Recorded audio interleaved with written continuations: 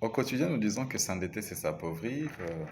Et même par exagération, nous disons il existe de l'argent sorcier auquel on ne peut pas toucher.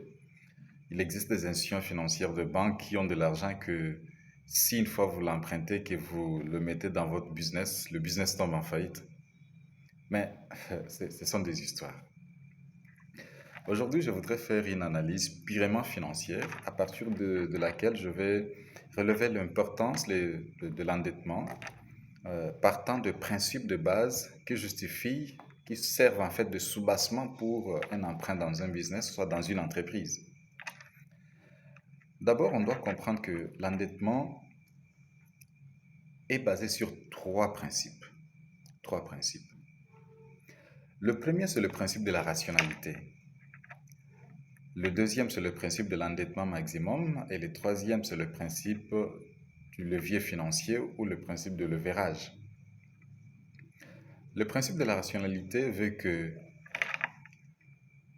lorsque vous voulez emprunter, il faut que vous commenciez par un diagnostic préalable. Il faut que vous commenciez par faire un examen sur votre business et cela vous permettra de détecter, soit de cerner le vrai besoin pour lequel vous sollicitez l'emprunt. Le diagnostic va vous permettre de comprendre est-ce que le besoin que vous avez, le besoin qui s'est fait ressentir dans votre business, est-ce un besoin à court terme ou soit un besoin à long terme? Ça veut dire quelle est la nature du besoin?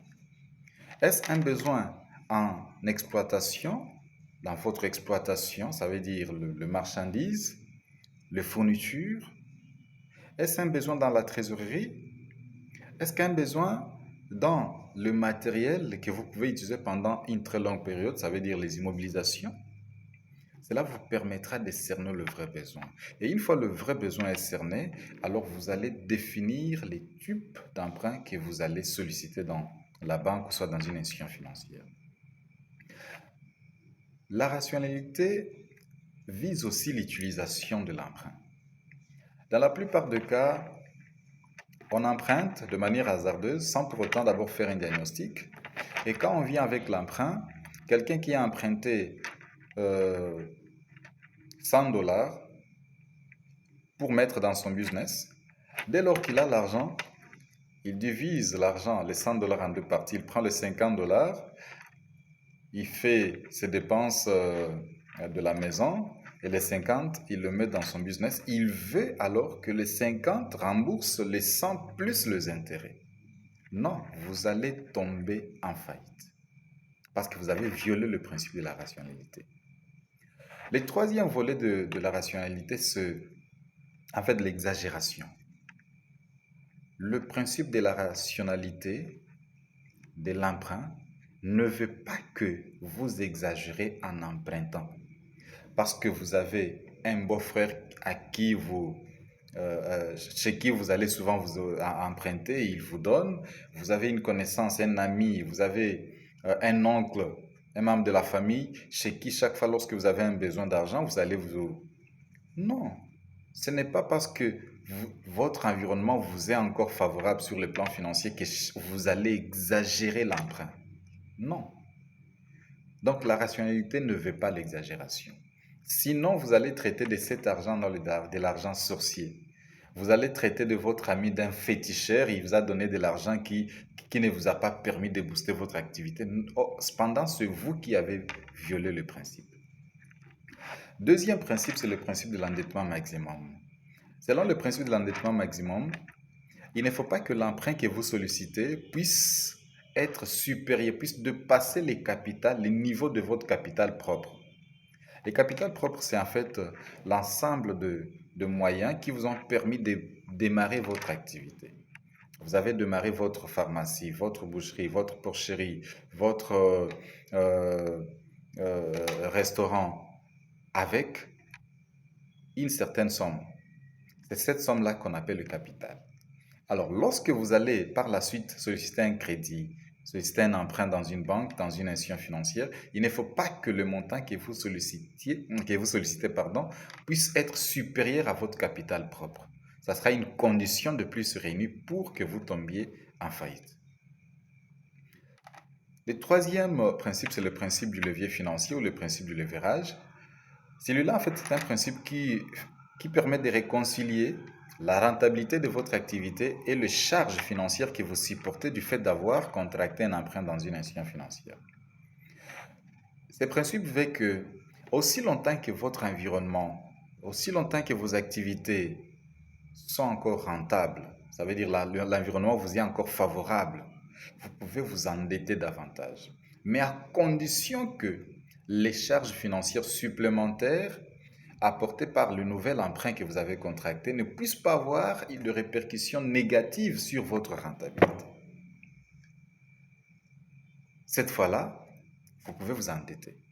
Mais dès lors que vous constatez que votre environnement devient défavorable, ça veut dire que vous n'avez plus, vos activités n'ont plus assez de rentabilité et que le nouvel emprunt, l'emprunt supplémentaire que vous allez contracter aura de charges financières qui vont impacter négativement sur votre rentabilité. Il faut arrêter. N'osez même pas.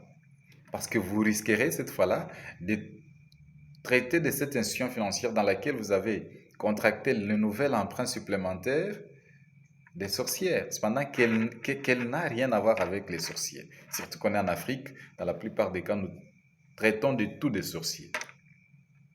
Donc voilà un peu les trois principes sur base desquels on peut solliciter un emprunt et on peut alors jouir de son emprunt et non traiter de l'emprunt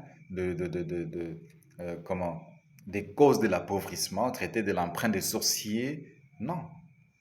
Mais quelle est l'importance alors de l'emprunt dans un business, soit dans une entreprise? Vous savez, premièrement, l'emprunt apporte la croissance.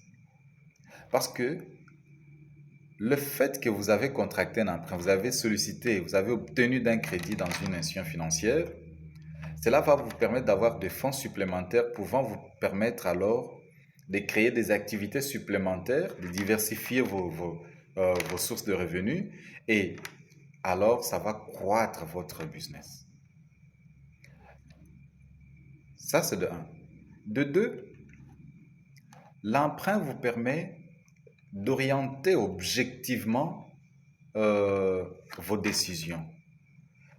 Regardez, lorsque j'ai mon business personnel, je peux en faire tout ce que je peux. Parce que la caractéristique principale d'une entreprise unipersonnelle, c'est que il y a la confusion entre le patrimoine de l'entreprise et le patrimoine de l'entrepreneur. Je ferai toujours la confusion. Je vais violer le principe de gestion qui est le principe de la personnalité juridique parce que je ferai toujours la confusion entre la poche, ma propre poche et la caisse de l'entreprise. Mais dès lors que je contracte un emprunt, il y aura un peu plus du sérieux. Parce que je me dirais que l'argent qui est dans le business ne m'appartient pas totalement.